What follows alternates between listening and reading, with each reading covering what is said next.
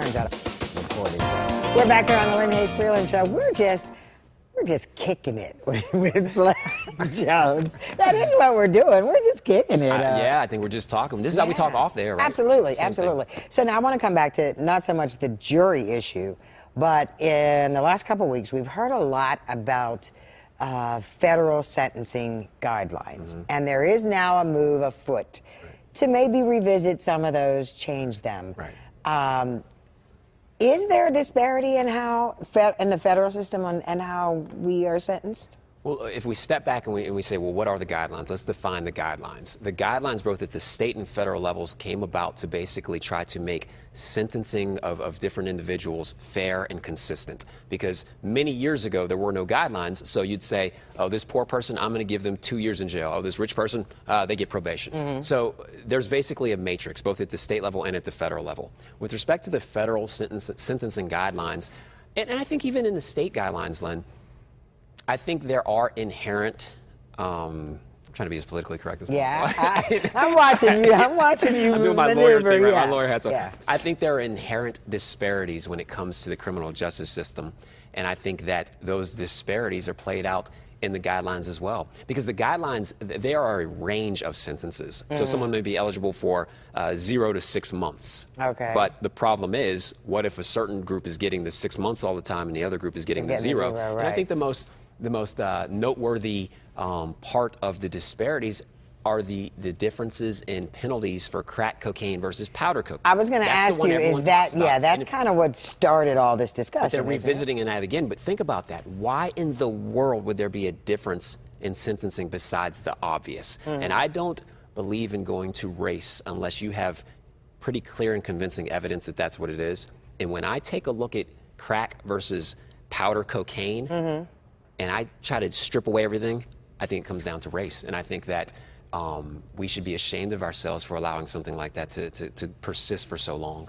Now, taking that perspective and then looking at the broader picture, our community then in some ways, I mean, I said to you before, even though as well as I know you, I Googled Blaine Jones before we started taping the shows, because I wanted to take a look, because I'm sure you do a lot of cases that I'm not familiar with, you know, that don't make the news. Right.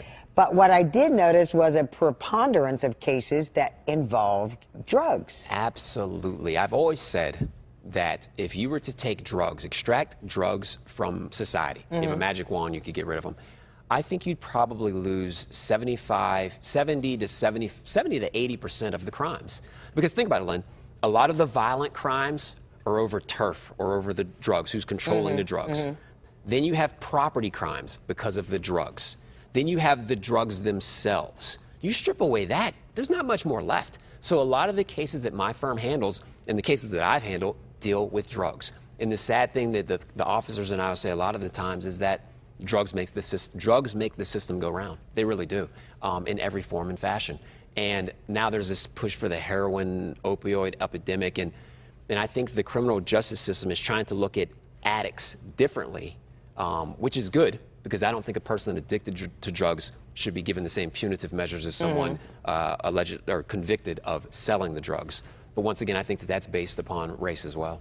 Well, I was going to say, I'm not trying to put you in this militant position, but there are a lot of people who argue that a lot of this drug use sale didn't become an epidemic until it spread outside of the black community. I think if we're being honest with ourselves, then that would be the truthful sentiment. And quite frankly, I don't give a darn about being painted as someone that's militant. I'm someone that's truthful. I'm someone that's honest. And I don't speculate on these things. I look at the evidence. The evidence doesn't lie. When I first started handling cases X amount of years ago, you get heroin cases and people were treated a certain way. But then I saw the users of the heroin looked a certain way, and now I start seeing the shift in the laws or the attitudes towards the court on how heroin is treated. I don't see that with crack users. I don't see that with heroin users before, but all of a sudden I see it now, and I really think it has to do with the way our world functions, the way the U.S. functions, at least, you know, with respect to politics. If you have politicians and their constituents who are voting for them are saying, hey, my kids are getting messed up on this stuff, you need to do something, then guess what? They're going to enact laws. Something's going to happen. And right. I think based on the history of our country, if we put our heads in the sand and pretend like race is not a contributing factor to a lot of the things that happen, then we're being foolish and we're being dishonest. So I have no trepidation about coming on your show or any other show and calling it like I see it. One of the other things one of the other conversations that I hear connected to this whole federal sentencing guidelines is that the desire is to reduce recidivism by change. And I'm not, in my head, I'm still not sure how those two things fit together. But my question is, how real, how big of a problem is recidivism? And are we living in a society where it's hard for people who have been convicted to come back into mainstream, for lack of a better word? I needed my ginkgo biloba to remember all your questions. I got a notepad. I'm sorry. All right, so wait, the first part was recidivism. Right. For those who don't know, recidivism is basically getting in trouble, then getting in trouble over and over again. And I agree with that because I've had to make that argument, Len, because I look at incarceration as twofold. Either you can take punitive measures to incarcerate someone, or you could take rehabilitative measures. Okay. And if you have a drug user, or even a drug dealer, quite frankly, and now they're convicted of a felony, okay?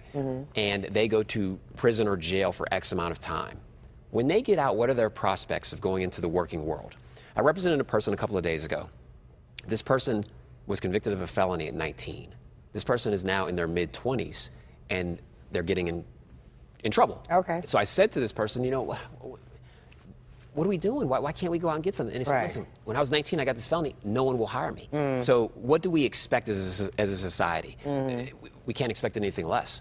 With that said, I think that if we were to offer alternatives or solutions as opposed to punitive measures for people, then I think the recidivism rate would significantly go down. Now, this is an argument I made for judges. To me, yeah. Is Judge Lynn Hayes Freeland, is she convinced? Is Judge Hayes Freeland, does that make sense? It makes sense. It does make sense. But are you buying it? I could buy it. I could buy it. And that's why I said to you, I was having a hard time connecting those dots. But what you're saying makes perfect sense. Because it's a revolving door. Once you get that felony, once you've been away from the working world because you've been incarcerated, you don't just get out and go to an employer, oh, here's my resume. Oh, by the way, there's a felony. I was in state prison Here's for 5 where years. I've been the last so what 5 are you gonna years, do? yeah. You're going to go back into what you know to provide for you and your family. I'm not saying it's right, but it's the reality of things. So I think if we were to say, you know what, we're not going to convict you of a felony. We'll give you you're going to get a misdemeanor, but you're also going to go do some type of rehabilitation. You're going to go to some type of halfway house and learn about the ills and the pitfalls of dealing drugs or using drugs. I think that could be a lot better than costing us taxpayers millions of dollars a year,